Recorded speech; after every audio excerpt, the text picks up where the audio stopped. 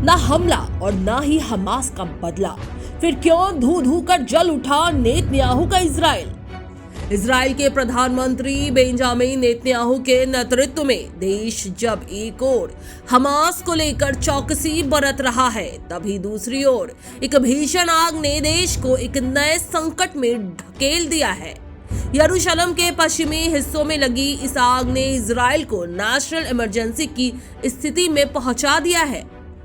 कोई आतंकी हमला नहीं, न ही हमास ने बमबारी की और न ही किसी उग्रवादी संगठन ने कोई कार्रवाई, लेकिन आग इतनी भयानक है कि इजराइल को अंतर्राष्ट्रीय मदद मांगनी पड़ रही है।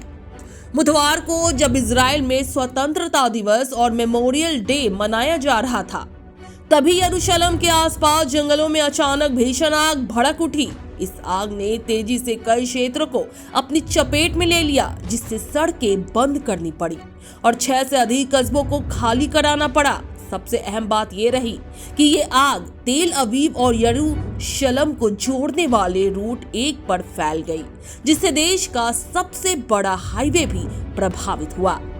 हालात इतने बिगड़े कि इजराइल के रक्षा मंत्री इजराइल कोर्ट्स को सामने आकर ये कहना पड़ा कि हम एक राष्ट्रीय आपातकाल की स्थिति में हैं और हमें सभी संसाधनों को जुटाकर इस संकट से निपटना होगा। इजराइल की फायर एंड रेस्क्यू सर्विसेज के अनुसार आग पर काबू पाने के लिए 120 फायर ब्रिगेड टीमें और 12 एयरक्राफ्ट लगाए गए हैं, लेकिन तेज हवा और सूखे मौसम के चलते आग की लपटें और धुआं तेजी से फैलने लगे थे।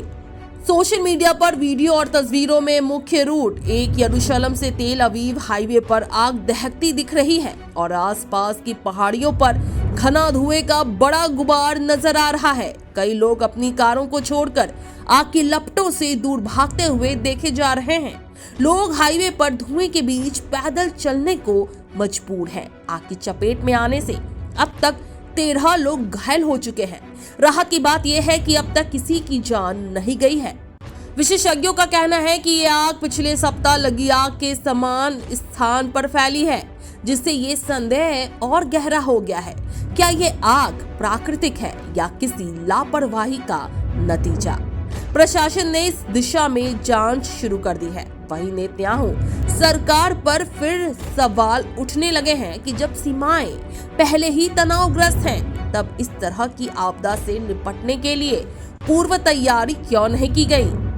इस घटना ने ये दिखा दिया है कि इजराइल जैसे तकनीकी और सैन्य रूप से मजबूत देश को भी प्रकृति के आगे झुकना पड़ता है।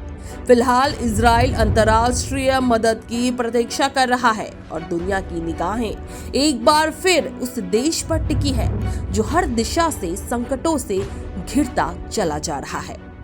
Bureau report, super news 24।